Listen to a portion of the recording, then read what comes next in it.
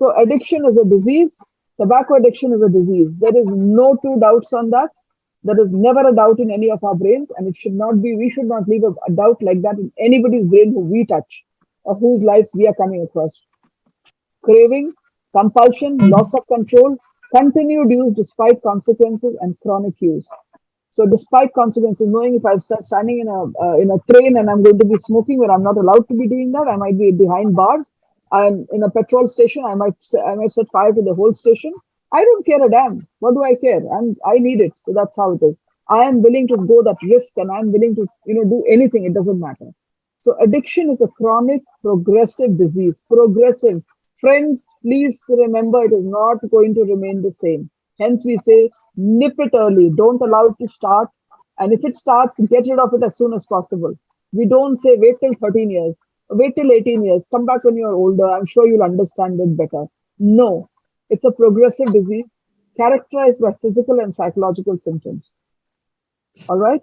This is just a cartoon which you've done the nicotine addiction cycle. I don't want to go about it. So I think you all know what it is. It is a very nice one, I thought. So I kept it in here.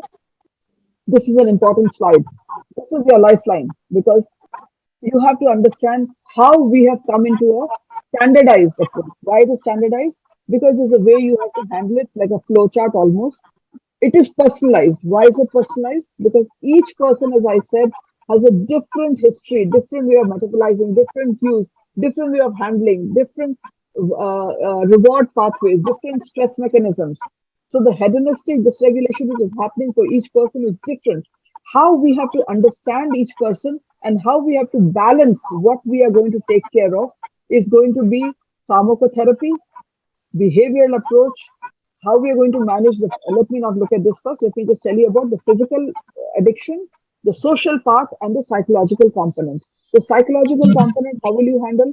You will require medication, you will require talking, you will require, cognitive behavioral counseling, you will require the changing in the behavior. So behavioral interventions with a 7D approach, pharmacotherapy, all the medications which are there. These patients are invariably going to have other associated diseases. We have pulmonologists, we have ENT people here, nobody knows it better. We have dental surgeons here, we all know what happens in the mouth. We have all of that. So you can manage the associated illnesses. And of course, along with that, these guys have got a very low immunity. So you have to boost up their immunity. So together, managing this on such that you keep the balance very correct is what the cessation protocol of ICanCaRe is with this digitized approach. How you're going to be able to track it, because tracking the progress, managing the patient, able to see his previous history. So it's not like, oh, acha, yeah, he had one vesicle in his mouth some time ago, or in his nose, or, he had some lung infection earlier. No, no, no. In this case, what was the cue? It's all put in down here. Why it's important, how you're going to handle this. So all of this comes right in here.